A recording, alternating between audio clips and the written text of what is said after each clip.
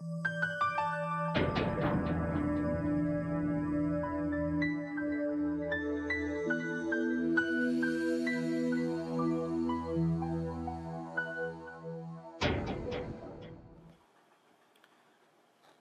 hey, ladies and gentlemen, it's me, Jermaine West, with The Simple Truth. This is another Simple Truth news update.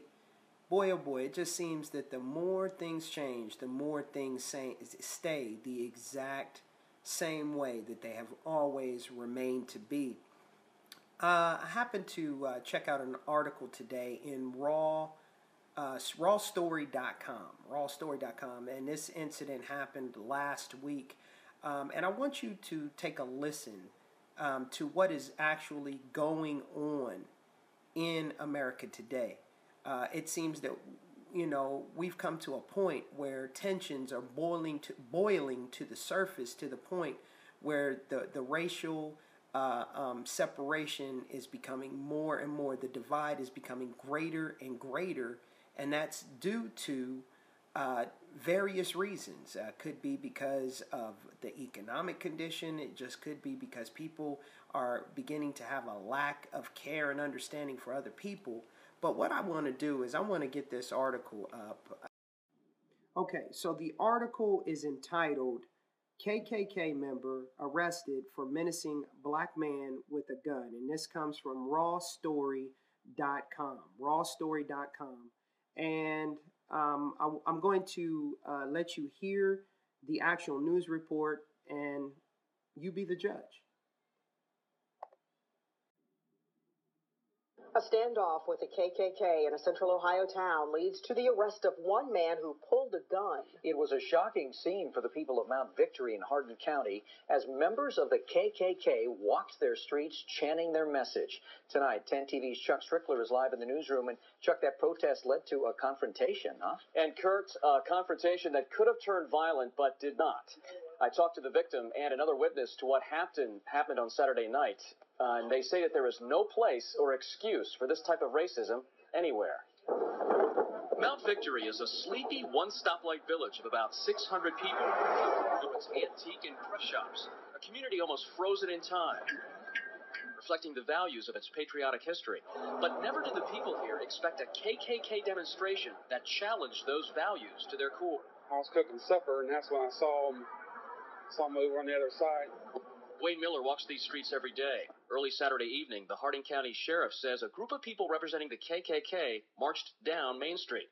Miller says he could not believe what he was seeing. The guy in the white robe was reading off of a book, a pamphlet or something very loudly as he was walking by. But then Miller says things got scary when an African-American man confronted the group. He stopped them about here. He just got in their face and yelled at them. That's when the Sheriff's Department says one of the men in the KKK group, identified as Kevin Gibbs of Hamilton, Ohio, pulled out a gun, pointing it at the ground. And when he pulled out his gun, and he said, "I'll shoot you."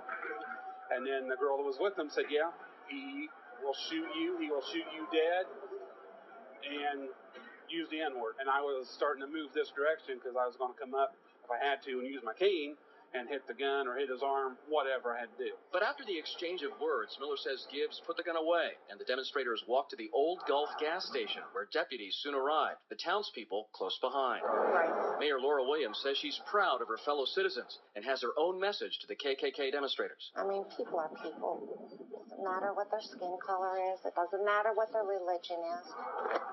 This is the United States of America, and everyone is welcome here. And we need to stop acting like children. Now, I talked to the person involved in that confrontation by phone today. He says he stood up to the KKK demonstrators because he was offended by the, quote, garbage they were proclaiming. The man who authorities say pulled the gun is charged with aggravated menacing, a misdemeanor, and he was released Saturday night.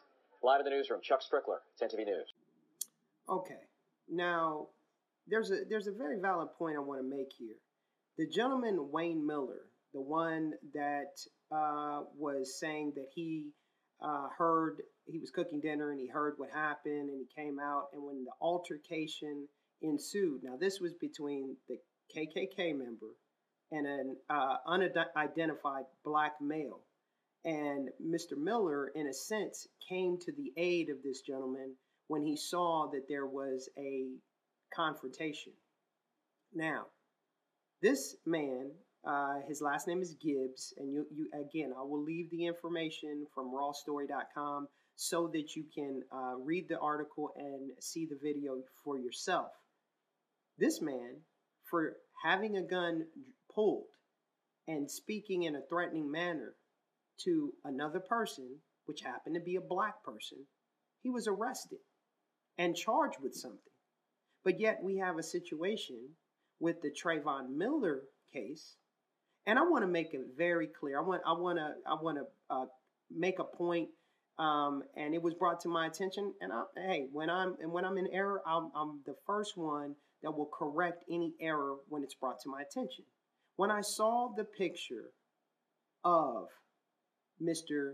George Zimmerman, many people, I included, called him white. Well, he is of Hispanic descent.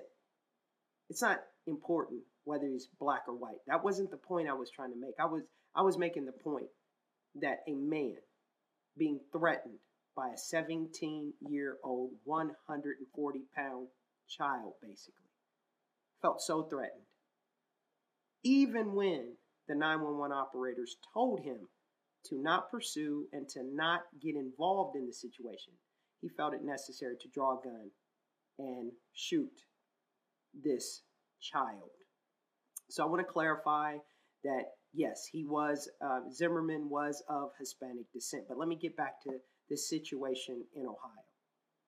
People, we are becoming so divided that the divide is causing people to allow the color difference in this country to cause us to look away from what the real situation is. And the real situation is that we do not, as the Bible says that we should do, we do not treat our neighbors as we should treat ourselves, or we don't love our neighbors as we should love them. And I know people that hear me talk about love and think, oh, he's some sort of tree hugger. But what's important is that people should be treated like people. Treat people the way you want to be treated. And with that attitude, there would be more of a unity than a discord. That is the simple truth. We need more unity rather than division. People divided can easily be defeated. This has been the simple truth. And as I always tell you, the simple things are oftentimes the most profound, but yet they are the most difficult to put into practice and to actually do. I want to thank you for joining me, and I'll be back again with you real soon.